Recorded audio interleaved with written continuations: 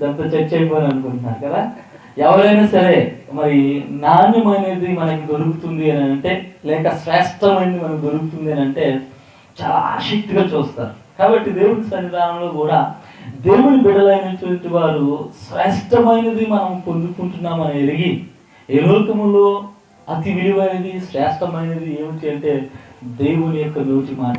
కాబట్టి దేవుని యొక్క వాక్యమును పొందుకోవడం ద్వారా నీ యొక్క జీవితం మార్చబడుతుంది, నీ కుటుంబం చక్కదిద్దబడుతుంది, నీ పరిస్థితులన్నింటినీ కూడా దేవుడు సరిచేసేటువంటి మాటలు. కాబట్టి ఒకవేళ ఈ రాత్రికాల సమయంలో ఒక అమూల్యమైనటువంటి మాట నీ హృదయం తాకితే అది నీ జీవితంలో గొప్ప మార్పును తీసుకొస్తుంది.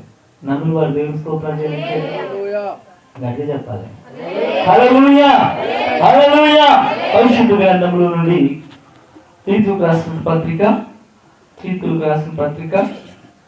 2వ అధ్యాయము 11వ వచనం నుండి చదువుకుందాం. తీతుకు రాసిన పత్రిక 11వ అధ్యాయము.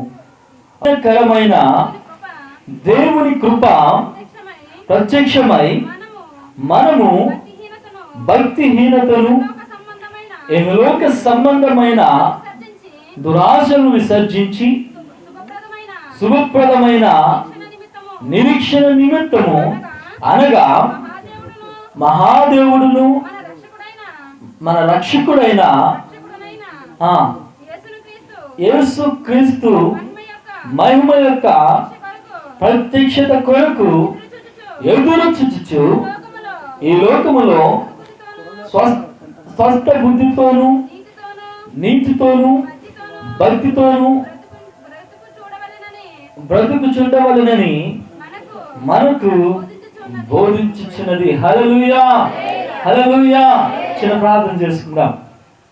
మహోన్నతుడా సర్వశక్తుడైన దేవా, నీ నామానికి వందనాలు చెల్లిస్తూ ఉన్నాం. ఇదిగోనైనా ఈ యొక్క సన్నిధానములో మేమందరము ఏకీభవించి నీ నామమును బట్టి ప్రభువా నిన్ను స్తుతించి ఘనపరిచి మహిమపరిచి ఈ రాత్రికాల సమయములో నీ పరిశుద్ధ లేఖనాలను ధ్యానిస్తూ ఉంటుండగా పరిశుద్ధాత్మ శక్తి చేత ప్రతి హృదయాన్ని మీరు సంధించండి. నీ యొక్క ఆత్మ చేత ప్రతి ఒక్కరిని బలపరచండి. నీ వాక్కుల చేత ప్రతి ఒక్కరిని నింపండి. ఎదుగునైనా నీ సన్నిధానంలో వచ్చి ప్రతి ఆశీర్వాదాన్ని మేము మోసుకొని పోవడానికి శక్తిని దయచేయమని ప్రభువును రక్షకుడైనటువంటి యేసుక్రీస్తు పరిశుద్ధ నామమును బట్టి ప్రార్థించి వేడుకుంటున్నాము తండ్రి. ఆమేన్. హల్లెలూయా, హల్లెలూయా, హల్లెలూయా. దేవుని బిడ్డలైనటువంటి వారు దేవుని సన్నిధానంలో మనం అందరము కూడా కలిగి ఉన్నది ఏమిటి అని అంటే, ఈ యొక్క ప్రస్తుత దినాలు ఎటువంటివి అంటే దేవుని యొక్క కృప చేత నింపబడినటువంటి దినాలు. కృపాకాలము అని కూడా ఈ యొక్క కాలానికి ఒక పేరు ఉన్నదంట. ఏమిటండి? కృపాకాలం. ఈ కృపాకాలము అని అంటే అందరి ఎడలా కూడా దేవుని యొక్క ప్రేమ, అందరి ఎడలా కూడా దేవుని యొక్క కృప ఆయన చూపిస్తూ ఉన్నాడు. అందుకని పరిశుద్ధ గ్రంథంలో ఆ యొక్క చివరి గ్రంథం అయినటువంటి యొక్క ప్రకటన గ్రంథంలో ఏమైనా ఉంటుందంటే, పరిశుద్ధుడు ఇంకా పరిశుద్ధుగానే ఉండలేము, నీతిమంతుడు నీతిమంతుడిగానే ఉండలేము, పాపాత్ముడు పాపాత్ముడిగానే ఉండలేము అని ఉంటుంది. అంటే దానికి అర్థం ఏమిటి అంటే, ఎవరు ఎలాగ ఉన్నా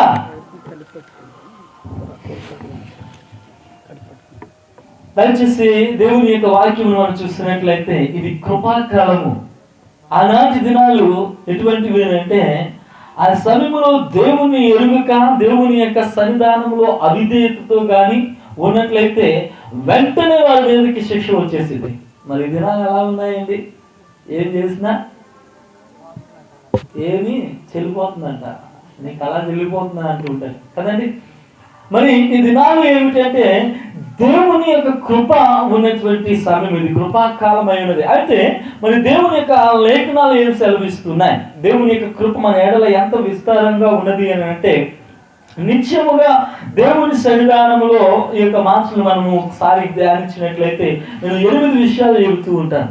ఆ విషయాన్ని జాగ్రత్తగా వినండి. మన జీవితంలో ఈ యొక్క 3 దినాలు కూడా ఈ విషయాన్ని జ్ఞాపకం చేసుకున్నట్లయితే, ఉపవాసం అనగా మరి దైవసేవకులు చెప్పుకుంటారు. ఉపవాసం అంటే ఏమిటండి? విరిగి, నాకు ఏం అర్థం కాదు, గట్టి చెప్పాలి. విరిగి నలిగిన మనసును దేవునికి ఇవ్వడం మంచిదే. మంచి ఉదాహరణ చెప్తున్నారు యవనస్తులు.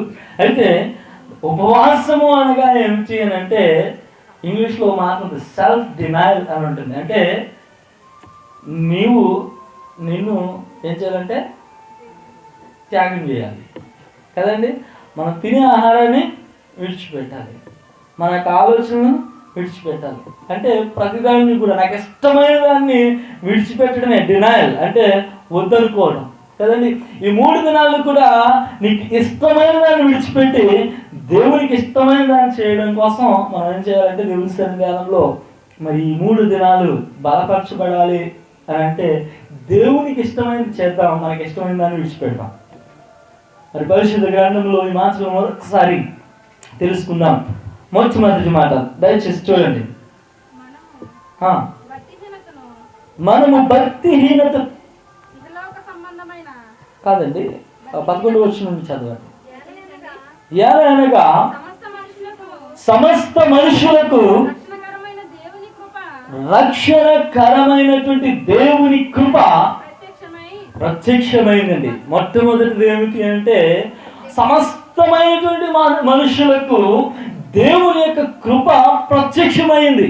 ఈ లోకంలో దేవుని యొక్క కృప ఏమిటి అని అంటే నువ్వు ఎటువంటి వ్యక్తివైనా కానీ సమస్త మనుషులకును, మనమైతే చెప్తాం ఇటు మంచివాడు చెడ్డవాడు అని చెప్తూ ఉంటాం, కానీ దేవుని యొక్క వాక్యం ఏం చెబుతుందంటే సమస్త మనుషులకు దేవుని యొక్క కృప ప్రత్యక్షమైంది. అంటే దేవుని యొక్క వాక్యం ప్రత్యక్షమైంది. దేవుని యొక్క వాక్యం ఎదుట కనబడుతూ ఉన్నది.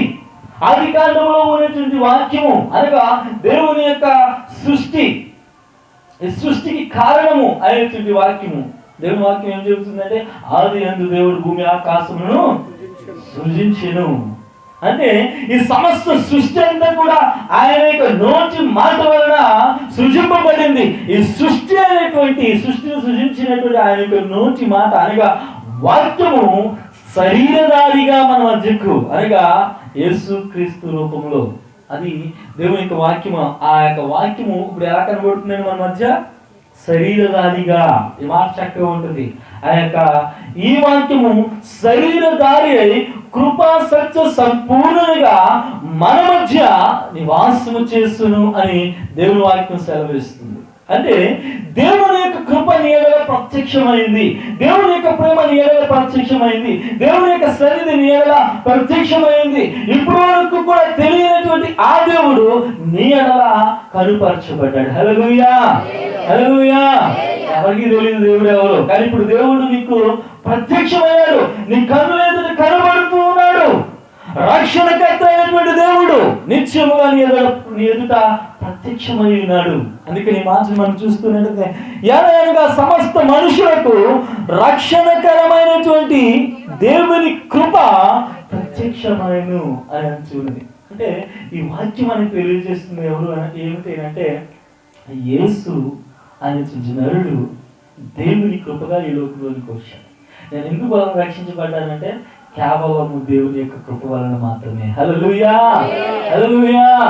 నేను రక్షించబడడానికి గల కారణం ఏమిటి అంటే దేవుని యొక్క కృప వలన మాత్రమే, యేసు అనే రక్షకుడి వలన మాత్రమే నేను రక్షించబడ్డాను. కాబట్టి ఈ రక్షణ అనేది లేక ఈ కృప అనేది మన జీవితంలో ప్రత్యక్షమైన అయింది. మొట్టమొదటి విషయం, మన జీవితంలో దేవుని యొక్క కృప ప్రత్యక్షమైంది. ఈ రక్షణ రూపంలో మన జీవితంలోకి వచ్చింది. మనందరము కూడా మన యొక్క స్వకీయుల వలన కాదు కానీ, మన పనుల వలన కాదు కానీ, లేకపోతే మనం చేస్తున్నటువంటి పుణ్యం వలన కాదు కానీ, లేకపోతే నువ్వు చేస్తున్నటువంటి కార్యాల వలన కాదు కానీ, నిత్యముగా దేవుని యొక్క కృప వలన మాత్రమే రక్షించబడ్డావు. హల్లెలూయా, హల్లెలూయా. నేను రక్షించబడడానికి కారణం ఏమిటి అంటే యేసు నా ఎడల చూపిన కృప, దేవుడు నా ఎడల చూపిన కృప. కాబట్టి నేను రక్షించబడ్డాను. నేను ఎటువంటి వ్యక్తినైనా కానీ నా పాపమును బట్టి నేను శిక్షించబడక దేవుని కృపను బట్టి నేను రక్షించబడ్డాను. హల్లెలూయా, హల్లెలూయా. పరిశుద్ధ గ్రంథంలో ఇంకొక మాటను కూడా చూస్తున్నాం. రెండవది, మనము భక్తిహీనతను ఏం చేయాలండి? మనము భక్తిహీనతను విడిచిపెట్టాలి. మనము కృపను పొందుకున్నాము కాబట్టి, ఆ కృపను మనం జీవిస్తున్నాము కాబట్టి, దేవుని యొక్క కృపను పొందుకున్నట్టు మన జీవితంలో ఏం విడిచిపెట్టాలంటే భక్తిహీనతను విడిచిపెట్టాలి. ఇప్పుడు వరకు నీకు భక్తి లేదు, ఎలా ఉన్నావు అంటే భక్తి లేక జీవిస్తున్నావు. భక్తిహీనత అంటే భక్తి లేక జీవించడం. ఇప్పుడు వరకు దేవుడు అంటే భక్తి లేదు, భయం లేదు. ఆ భక్తిహీనతను విడిచిపెట్టి భక్తిలోనికి రావాలి. ఈ 3 దినాలు కూడా కొంతమంది జీవితాల్లో ఒక రకమైనటువంటి భక్తి వచ్చేస్తుంది. అంటే సంవత్సరానికి 3 సార్లు మాత్రం అంటే ఒక మారు 3 రోజులు ఉపవాసం ఉంటే కనుక అప్పుడు ఎక్కడైనా భక్తి వస్తుంది. ఎందుకు తెలుసా? ఈ 3 రోజులు దేవుడిని సన్నిధానంలో మెత్తగా ఉందాం అంటుంటారు. కొంతమంది 30 దినాలు చేస్తూ ఉంటారు, కొంతమంది 2 రోజులు చేస్తూ ఉంటారు, కొంతమంది 1 రోజు చేస్తూ ఉంటారు. ఒక్కసారైనా దేవుని సన్నిధానంలో భక్తిగా ఉందాం కదండి, నిజమే కదా? భక్తిగా ఉంటే ఏం జరుగుతుంది అంటే నీ జీవితంలో ఒక మార్పు అనేది కనపడుతుంది. నిజమే, నిజముగా నీ జీవితంలో దేవుని విడిచిపెట్టాలంటే భక్తిహీనతను విడిచిపెట్టాలి. ఎందుకంటే నువ్వు దేవుని కృపను పొందుకున్నావు. ఆ కృపలో నువ్వు జీవించాలి అంటే నువ్వు భక్తిలో జీవించాలి. హల్లెలూయా, హల్లెలూయా. ఈ యొక్క ఉపవాసం అనగా ఏమిటంటే భక్తిహీనతను విడిచిపెట్టడం. చాలా రోజులు బట్టి ఏ విధమైనటువంటి దేవుని ఎడల భక్తి లేక జీవిస్తున్నారు. వెళ్ళేటప్పుడు ప్రార్థన చేయం, వచ్చేటప్పుడు ప్రార్థన చేయం, తినేటప్పుడు ప్రార్థన చేయం, ఎప్పుడు కూడా ప్రార్థన అనేది ఉండదు. నిజమే, చాలా మందికి అంటే దేవుణ్ణి కలుసుకునేటువంటి ప్రార్థన చేయరు అని అంటే మీ గురించి చెప్తాను అనుకోవద్దు దయచేసి. కదండి, దేవుని తలుసుకునేటువంటి వారు, దేవుని ఎడల భక్తి లేనటువంటి వారు, ఆ భక్తిహీనతలో జీవిస్తున్నటువంటి వారు ఇంత దేవుని కృపను పొందుకున్నారు కాబట్టి ఏం చేయాలంట? భక్తిహీనతను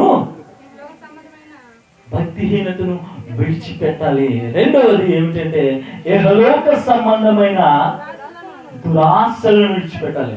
నువ్వు దేవుని యొక్క కృపను పొందుకున్నావు కనుక ఏమి విడిచిపెట్టాలంటే ఇహలోక సంబంధమైనటువంటి దురాశలను విడిచిపెట్టాలి, పరలోక సంబంధమైనటువంటి ఆశలు కలిగి జీవించాలి. అందుకనే నా వెనుకున్న వాటిని మరిచి ముందున్న వాటికి నేను పరిగెడుతున్నానని పౌలు గారు అంటున్నారు. హల్లెలూయా, హల్లెలూయా.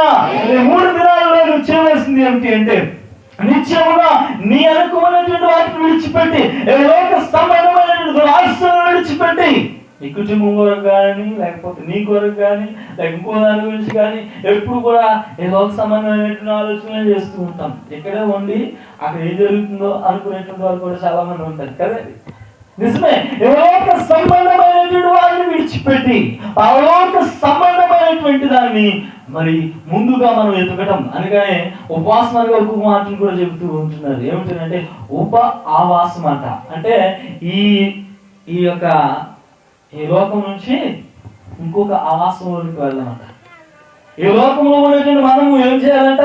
ఇంకొక నివాసము అనగా పరలోకమైనటువంటి పరలోక సంబంధమైనటువంటి ఆ వాతావరణంలోకి వెళ్ళాలి. ఈ లోకంలో ఉన్నటువంటి మన జీవితము ఎప్పుడైతే కృపను పొందుకున్నావో ఆ కృపలను జీవించాలి, ఆ కృపలను ఆరాధించాలి, ఆ కృపలో అనేకమైనటువంటి సత్యాలను నువ్వు తెలుసుకొని దేవుని సన్నిధానంలో జీవించాలి. అంటే ఇహలోక సంబంధమైనటువంటి దురాశలను విడిచిపెట్టాలి, విసర్జించాలి. ఇహలోక సంబంధం ఏమైనా నిన్ను పట్టుకున్నట్లయితే ఇహలోక సంబంధమైన ఆలోచనలు, బలహీనతలు ఇంకా ఏమైనప్పటికీ కూడా అవన్నిటి నుండి కూడా నువ్వు బయటకు వచ్చి పరలోక సంబంధమైనటువంటి వాటి కొరకు ఎదురు చూడాలి. నిజమే ప్రియమైన దేవుని విశ్వాసి, నువ్వు దేవుని సన్నిధానంలో దేవుని కృపను పొందుకున్న వ్యక్తిగా ఉన్నట్లయితే నీ ఆలోచన అంతా దేని మీద ఉండాలంటే పరలోక సంబంధమైనటువంటి వాటిపైన ఉంచాలి. అందుకని కొరింథీయుల పత్రికలో మాట్లాడుతుంది ఏమంటే ఇహలోక సంబంధమైనటువంటి వారు ఇహలోక సంబంధమైనటువంటి వాటి గురించి ఆలోచన చేస్తూ ఉంటారు, పరలోక సంబంధమైనటువంటి వారు పరలోక సంబంధమైనటువంటి వాటి గురించి ఆలోచన చేస్తూ ఉంటారు. అయితే ఈ లోకములను జీవిస్తున్నప్పుడు దేని గురించి ఆలోచన చేయాలంటే ఈ లోకము గురించి కాదు. వేటగాడు తన యొక్క దాసునితో పాటు వేటకి వెళ్ళాడు. వేటకు వెళ్ళి ఆ వేట ఆడుతున్న సందర్భంలో ఆ దగ్గర ఉన్న గన్నుతో ఏం చేశారంటే చెట్టు మీద అనేకమైన పక్షులు ఉన్నాయంట. ఆ పక్షులన్నింటినీ కూడా కాలుతారని చెప్పి ఆ యొక్క తుప్పలు వచ్చేటువంటి ఆ రకమైనటువంటి ఆ గన్తో ఏం చేశారంటే ఆ చెట్టు మీద ఒకసారి కాల్చగానే ఆ చెట్టు మీద ఉన్నటువంటి అనేక పక్షులు అవన్నిటికీ దెబ్బలు తగిలాయి. కొన్ని చచ్చిపోయి నేల పడుతున్నాయంట. కొన్నేమో దెబ్బలు తగ్గి ఎగిరిపోవడానికి ప్రయత్నం చేస్తున్నట్ట. తనతో ఉన్నటువంటి ఆ దాసుడు వెంటనే పరిగెట్టుకుని వెళ్ళిపోయి చచ్చిపోయిన వాటిని అన్నింటిని పట్టేసుకొని ఏం చేస్తున్నాడు తెలుసా? సంచులు వేసేసుకుంటున్నాడు. వెంటనే తన యొక్క ఆ వేటగాడు అంటున్నాడు, నువ్వు మూర్ఖుడుగా చేస్తున్నావు, నువ్వు మూర్ఖమని పని చేస్తున్నావు. ఆ చర్చిని అలాగే ఉంటాయి, ఆ చర్చినవి అలాగే ఉంటాయి, ఎగిరిపోయేదాన్ని పట్టుకున్నాడు. ఏం చేస్తున్నాడండి? ఎగిరిపోయేదాన్ని. నిజమే, కొంతమంది లోక సంబంధమైనటువంటి దురాశల చేత సచ్చినారే ఉన్నారు. వారి జోలికి పోకూడదు, ఎగిరిపోవాలని ప్రయత్నం చేస్తుంటారు కదా, వారి జోలికి వెళ్ళాలని సాతానుడు ఎదురు చూస్తూ ఉంటాడు. ఎప్పుడు కూడా ఏ లోక సంబంధమైన దురాశలతో ఉన్నటువంటి వారి మీద సాతానుడు ఏమి కల్పించుకోడు. కానీ పరలోక సంబంధమైన ఆలోచన కలిగి, దేవుని కొరకు ఆశ కలిగి, దేవుని క్రియల కొరకు, దేవుని పనుల కొరకు, దేవుని కార్యాల కొరకు ఎవరైతే ముందుకు వెళుతూ ఉంటారో వారిని పట్టుకోవడానికి సాతానుడు పని చేస్తూ ఉంటుంటాడు. అయితే నువ్వు చేయవలసింది ఏమిటి తెలుసా? లోక సంబంధమైనవి నీ జీవితానికి ఏం తీసుకొస్తున్నాయి తెలుసా అండి? మరణమును తీసుకొస్తూ ఉన్నాయి. కాబట్టి ఆ లోక సంబంధమైనటువంటి దురాశను విడిచిపెట్టి ఏం చేయాలంట? లోక సంబంధమైనటువంటి వాటి కొరకు వెతకాలి. హల్లెలూయా, హల్లెలూయా. ఆత్మ సంబంధమైనటువంటి వరములను కలిగి, ఆత్మ వరములను కలిగి మనం దేవుని సన్నిధానంలో నిత్యముగా ఎదుగువాడిగా ఉండాలి. నిజంగా దేవుని సన్నిధానంలో ఆత్మీయ జీవితంలో ఆత్మ ఫలాలు కలిగినటువంటి విశ్వాసులు ఎంతమంది ఉంటున్నారు సంఘాల్లో? దేవుని బిడ్డలారా, సంఘము నిశ్చయముగా ఆత్మ సంబంధమైనటువంటి ఆత్మ ఫలమును కలిగి దేవుని సన్నిధానంలో ఆయన కొరకు ఎదురు చూడాలి. ఎందుకంటే నీవు దేవుని కృపను కలిగిన వ్యక్తిగా ఉన్నావు. ఈ కృపలో నీవు జీవిస్తూ ఉన్నావు కనుక ఇహలోక సంబంధమైనటువంటి ఆశలను ఏం చేయాలి? విడిచిపెట్టాలి అని దేవుని వాక్యం సెలవిస్తుంది. ఇంకొకటి చదవండి, కిందకి చదవండి. శుభప్రదమైన నిరీక్షణ నిమిత్తము అనగా చాలండి, శుభప్రదమైనటువంటి నిరీక్షణ నిమిత్తము అని ఉన్నది. మనం ఏమి చేయాలంటే దేవుడు మనకి ఇచ్చినటువంటిది గొప్ప నిరీక్షణ. ఒక క్రైస్తవ బిడ్డగా నువ్వు చెప్పవలసింది ఏమిటంటే దేవుడు నాకు ఒక నిరీక్షణ ఇచ్చాడు. శుభప్రదమైనటువంటి నిరీక్షణ అంటే ఈ లోకములో నువ్వు కలిగి ఉన్నటువంటి ఈ యొక్క బలహీనతలన్నిటి నుండి విడుదల, ఈ లోక సంబంధమైనటువంటి సమస్యలన్నిటి నుండి విడుదల, నిత్యముగా పరలోక సంబంధమైనటువంటి ఆశీర్వాదాలన్నింటినీ కూడా మనం ఎప్పుడైతే పొందుకుంటామో అప్పుడే ఈ లోక సంబంధమైనటువంటి అన్నిటి నుండి మనకి విడుదల కలుగుతుంది. కాబట్టి ఈ రెండింటికి మధ్య ఉన్నది ఏమిటంటే ఒక శుభప్రదమైనటువంటి నిరీక్షణ. హల్లెలూయా, హల్లెలూయా. దేవునికి సన్నిధానంలో మనం గమనించవలసిన సత్యం ఏమిటంటే పేతురు గారు చెబుతూ ఉన్నాడు, ఈ యొక్క ఖండితమైనటువంటి ఈ కొద్దిపాటి యొక్క శ్రమలు ఎలా ఉంటాయి అంటే చాలా కష్టంగానే ఉంటూ ఉన్నాయి. ఈ శ్రమలు అనేవి ఈ లోకంలో మనం జీవిస్తున్నప్పుడు కొంచెం కష్టమే అనిపిస్తుంది, కానీ తుదకు దాని యొక్క నుంచి వచ్చే ఫలితము ఎంత ఆనందాన్ని ఇస్తుంది అంటే ఒక స్త్రీ గురించి చెబుతూ మాట్లాడుతూ ఉన్నాడు. ఏమని అంటున్నాడంటే, ఒక గర్భవతి అనేటువంటి స్త్రీ ఆ 9 నెలలు ఎంతగానో ప్రయాసపడుతున్నది. అది శ్రమగానే ఉంటుంది, ఇబ్బందిగానే, బాధగానే ఉంటుంది, కానీ ఆ ప్రసవ వేదన చెప్పశక్యముగా ఉంటుంది. అయినప్పటికీ కూడా ఆ బిడ్డను ఎప్పుడైతే చేతులతో తీసుకుంటుందో ఆ తల్లి తనకున్న బాధనంతటిని కూడా మర్చిపోతుందట. హల్లెలూయా, హల్లెలూయా, హల్లెలూయా. అంటే ఈ శుభప్రదమైనటువంటి నిరీక్షణ. ఈ లోకంలో క్రైస్తవునిగా నీ జీవితంలో ఒకవేళ శ్రమ అనేది కలుగుతూ ఉండవచ్చు, బాధ కూడా వెళుతూ ఉండవచ్చు, శోధన కూడా వెళుతూ ఉండవచ్చు. ఈ శోధన, వేదన, ఈ బాధలన్నిటి నుండి కూడా దేవుడు నిశ్చయముగా నేను బయటకు తీసుకుని వస్తాను. నేను చాలాసార్లు సంఘాల్లో ఈ విషయాన్ని చెప్తూ ఉంటాను. నువ్వు విశ్వాసమైనా అవిశ్వాసమైనా, నువ్వు నీతిమంతుడైనా అనీతిమంతుడైనా, నువ్వు దేవుని ఎరిగిన వాడివైనా, నువ్వు దేవుని లేక జీవిస్తూ ఉన్నా, ఎండ వాన అనేది వారి మీద సమానంగానే ఉంటుంది. ఈ కాలం ఎలాంటిదండి? కృపాకాలం. అందరి ఎడలా దేవుని కృప ఉన్నది. అయితే నీకు ఇచ్చినటువంటి ఈ కృప, నీకు ఇచ్చినటువంటిది ఏమిటంటే శుభప్రదమైనటువంటి నిరీక్షణ. హల్లెలూయా, హల్లెలూయా. నీకు ఒక నిరీక్షణ ఉన్నది, శుభప్రదమైనటువంటి నిరీక్షణ ఉన్నది. ఏమిటి తెలుసా? నువ్వు శ్రమలో ఉన్నా, బాధలో ఉన్నా, ఇబ్బందుల్లో ఉన్నా, ఎటువంటి పరిస్థితుల్లో ఉన్నా నీకు రక్షణకర్త అనేటువంటి ఆ రక్షణ ప్రత్యక్షమైంది కనుక ఆ యేసు నిన్ను ఆ శ్రమలో నుండి బయటకు తీసుకుని వస్తాడు, ఆ శోభలో నుండి బయటకు తీసుకుని వస్తాడు. ఇవన్నిటి నుండి కూడా గొప్ప విడుదల ఉన్నది అనేటువంటి నిరీక్షణ ఉన్నది. హల్లెలూయా. యేసు మరలా వస్తాడు, యేసు రాజుగా వస్తాడు. నిశ్చయముగా నీకు గొప్ప ఆనందము కలుగుతుంది. మనందరం కూడా ఎదురు చూస్తుంది ఎవరి కోసం అంటే ఆ రక్షణకర్త అయినటువంటి దేవుని కొరకు, ఆ యేసు కొరకు ఎదురు చూస్తూ ఉన్నాం.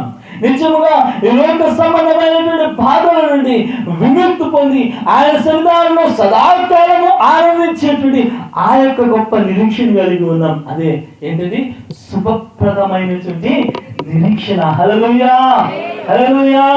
మనం ఎలా ఉండాలంటే దేవుని కృపలో ఒక శుభప్రదమైనటువంటి నిరీక్షణ కలిగి ఉండాలి. నేను ఉదాహరణ చెబుతున్నాను. ఈ 3 దినాల తర్వాత నా జీవితంలో, నా కుటుంబంలో, లేకపోతే నా సమస్యలో గొప్ప ఆనందాన్ని పొందుతాను. శుభప్రదమైన నిరీక్షణ కలిగి ఉండాలి. నిత్యం ఈ 3 దినాలు కూడా దేవుని సన్నిధానంలో నేను చేసే ప్రార్థన, దేవుడు గొప్ప విజయాన్ని తీసుకొని వస్తాను. ఈ 3 దినాలు కూడా దేవుని సన్నిధానంలో నేను విజ్ఞాపన చేస్తున్నాను. నా సమస్యల నుండి నేను బయటకు వస్తాను, నా రోగం నుండి నేను బయటకు వస్తాను. నిత్యముగా నా కుటుంబ ఆర్థిక పరిస్థితులన్నిటి నుండి కూడా దేవుడు నన్ను బయటకు తీసుకుని వస్తాడు. ఇది శుభప్రదమైనటువంటి నిరీక్షణ. శుభమును గురించి ఆలోచన చేస్తున్నా కదా, నిజమే.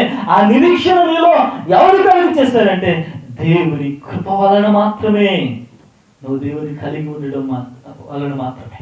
దేవుని మీద తర్వాత మార్చిన కూడా మనం చూసినట్లయితే అనగా మహాదేవుడును మన రక్షకుడునైన యేసుక్రీస్తు మహిమ యొక్క ప్రత్యక్షత కొరకు ఎదురు చూచుచు ఈ లోకములో స్వస్థత బుద్ధితోను ఏంటండి మొట్టమొదటి ఏంటి స్వస్థత బుద్ధి.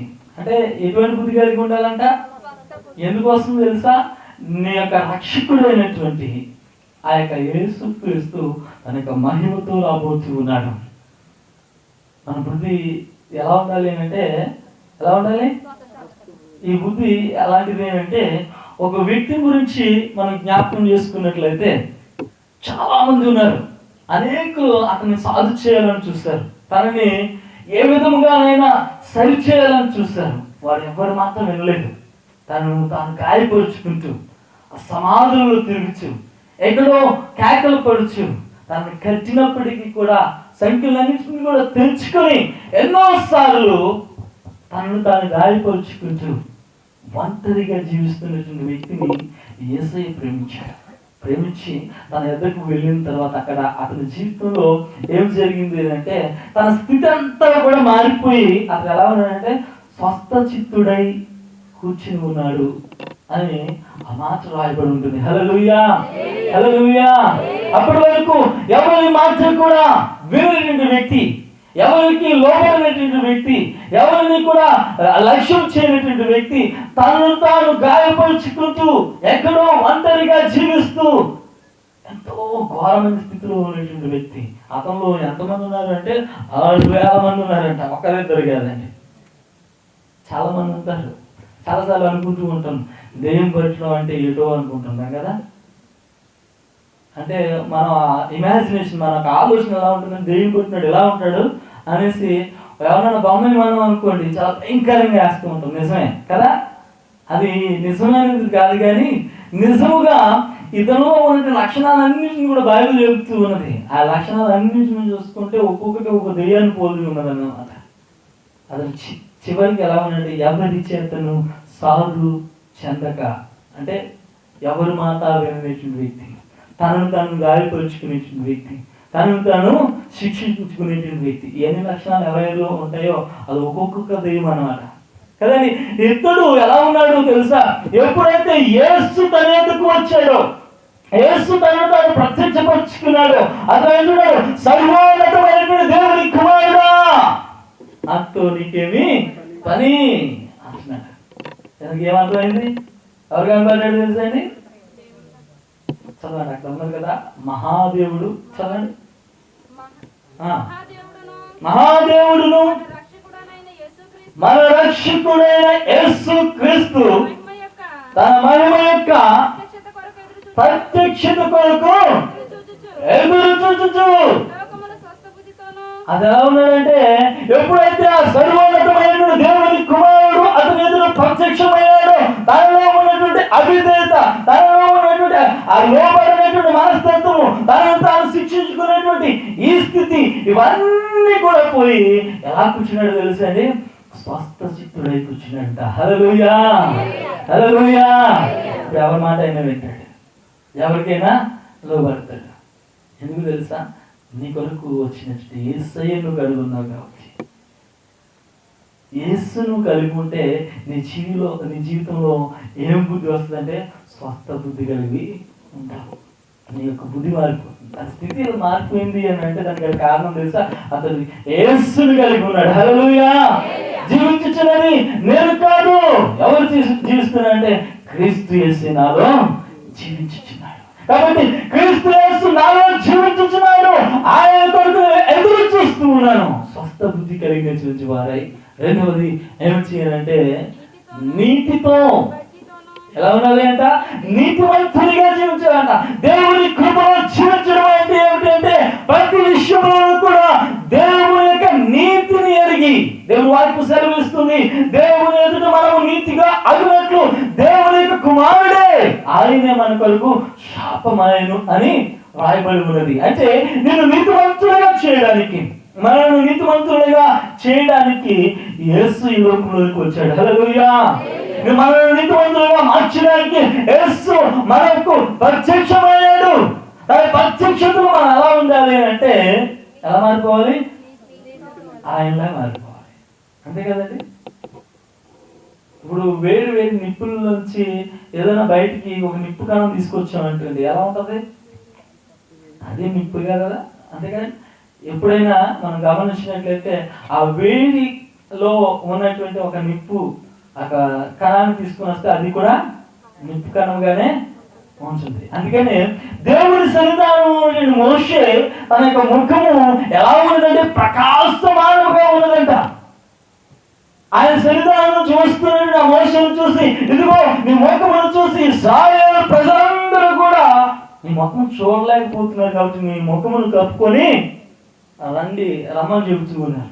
అయితే దేవుని వాక్యం ఎప్పుడు పత్రికలు రాయబడి ఉంటుందంటే, అయితే ఆ ప్రకాశమానము తగ్గిపోతూ వచ్చింది, కానీ యేసునందు ఉన్నటువంటి మన జీవితంలో ఆ యొక్క నీతివంతుల యొక్క ప్రత్యక్షత మనము కలిగి ఉన్నాము కాబట్టి, ఆయన ప్రత్యక్షత మన జీవితంలోకి వచ్చింది కాబట్టి మనము దేవుని ఎదుట నీతివంతులుగా ప్రకాశింపబడాలి. హల్లెలూయా, హల్లెలూయా. మన యొక్క నీతి దేవుని ఎదుట ప్రత్యక్షం అవ్వాలి అని అంటే మనం క్రీస్తు వలె నీతివంతులుగా మారిపోవాలి. దేవుని యొక్క కృపని ఎలా చేసేసింది తెలుసా అండి? ఆయన నీతి చేత కప్పబడి లోపల ఉన్నది నువ్వేనా క్రీస్తు అనేటువంటి ఆ నీతి వస్త్రమును ధరించుకుని ఉన్నాం. హల్లెలూయా, హల్లెలూయా, హల్లెలూయా. నీతితో అనగా నీతి కార్యములు చేయాలి. దేవునికి ఏదైతే మంచి కార్యం అనిపిస్తూ ఉన్నదో, అందుకని హెబ్రీ పత్రికలో ఉంటుంది, ఒకరికి ఒకరు మనం ఏం చేయాలంటే ప్రేమ చూపుతే ఎందును ఇంకొక మాట ఉంటుంది, సక్రియలు నీతి క్రియలో అక్కడ ఒక మాట చక్కని మాట ఉంటుంది.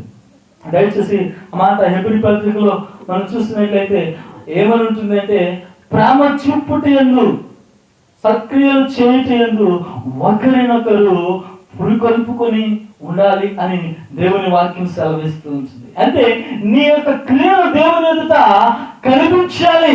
కాబట్టి నిత్యము దేవుని సన్నిధానంలో మనము నీతితో జీవించాలని దేవుని కృప మన కొరకు ప్రత్యక్షపరచబడ్డది. హల్లెలూయా. మనము నీతివంతులుగా మార్చబడాలని. ఎందుకు ప్రియమైన దేవుని బిడ్డలారా, దేవుని సన్నిధానంలో ఉన్నటువంటి మనము నీతివంతులుగా ఉండినట్లు స్వస్థ బుద్ధి కలిగించిన వారమై నీతితోనూ అనగా నీతివంతులుగా దేవుని ఎదుట ఆయన కొరకు ఎదురు చూచువారుగా ఉండాలని దేవుడు కోరుకుంటున్నాడు. చివరిది 8వది మనం చూసినట్లయితే అక్కడ భక్తితోనూ బ్రతుకుచు ఉండవలనని మనకు బోధించబడుచున్నది. హల్లెలూయా. మనం అందరము కూడా దేవుని సన్నిధానంలో ఎలా ఉండాలంటే గాడ్లీ పీపుల్. ఎలా అంటే భక్తితో జీవించాలి.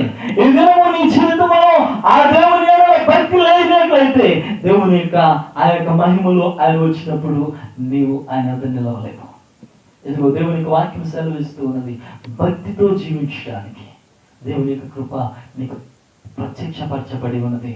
దేవుని యొక్క కృపలో నువ్వు జీవిస్తున్నట్టు నీవు భక్తిలో ఎదగాలని. ఇదిగో సంవత్సరానికి ఒకసారో 2 సార్లు 3 సార్లు ఎప్పటికప్పుడు దేవుని సన్నిధానంలోకి వచ్చి నీ యొక్క స్థితి అంతటిని కూడా మార్చుకొని, నేను అనుకుంటున్నాను ఉపవాస దినాలు సరైనటువంటి దినాలు ఏంటి అంటే భక్తిగా జీవించడానికి. ఇదిగో దేవుడు నీకు ఇచ్చినటువంటి సమయము. చాలా మంది వారి జీవితాల్లో భక్తి విషయంలో అనగా దేవుని విషయంలో వారు ఏమైపోతుంటున్నారు అంటే వైదొలిగిపోతూ ఉన్నారు. ఏలోక సంబంధమైనటువంటి వాటిని ఆశిస్తూ ఉన్నారు. భక్తిలో వారు ఏమాత్రం కూడా దేవుని సన్నిధానంలో ఉండలేకపోతూ ఉన్నారు. ఇదిగో ప్రియమైన దేవుని బిడ్డలారా, దేవుని వాక్యం సెలవిస్తూ ఉన్నది. ఇదిగో దేవుని కృప నీ ఎడల ప్రత్యక్షమైంది. ఎందుకు అంటే స్వస్థ బుద్ధితోనూ లేక నీతితోనూ భక్తితోనూ బ్రతకాలని. మనము ఎలా బ్రతకాలి అంటే భక్తితో జీవించాలి. చాలాసార్లు మన జీవితాల్లో ఎన్నోసార్లు దేవుని విడిచిపెడుతూ ఉన్నాం, దేవుని అలక్ష్యం చేస్తూ ఉన్నాం, భక్తి లేని జీవితాన్ని మనం కొనసాగిస్తూ ఉన్నాం.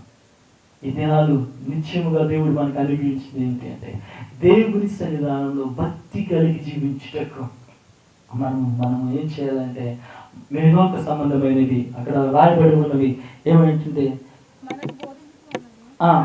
అంతకు ముందు మనం చూసాం. దయచేసి ఆ మాట చూసినట్టే మనము భక్తిహీనతను విడిచిపెట్టి లోక సంబంధమైనటువంటి దురాశలను విసర్జించి శుభప్రదమైనటువంటి నిరీక్షణతోను ఎలా జీవించాలి అంటే మనము నిశ్చయముగా స్వస్థ బుద్ధితోనూ నీతితోనూ భక్తితోనూ జీవించాలని ప్రభు కోరుకుంటున్నారు. ఈ రాత్రి దేవుని యొక్క కృప నీ ఎడల ప్రత్యక్షం అవడానికి, దేవుని వాక్యము నీ యొద్దకు రావడానికి గల కారణం ఏమిటి అంటే నీ యొక్క స్వబుద్ధి లేక స్వస్థత బుద్ధి కలిగినటువంటి వారై, స్వస్థ బుద్ధి కలిగినటువంటి వారై, మంచి ఆలోచన కలిగినటువంటి వారై, నీతిమంతులుగా భక్తితో జీవించి దేవుని యొక్క ఆ యొక్క మహిమలో ఆయన వచ్చినప్పుడు ఆయన ఎదుర్కొనే సంగముగా ఉండుటకు దేవుడు మనల్ని మనం సిద్ధపరచుకోవాలని ఈ గొప్ప అవకాశాన్ని దేవుడు అనుగ్రహించినాడు. ఇదిగో ఈ రాత్రి నీకు ఇచ్చినటువంటి ఈ సమయము శ్రేష్టమైందని ఎరిగి దేవుని కృప పొందుకున్నటువంటి నీవు,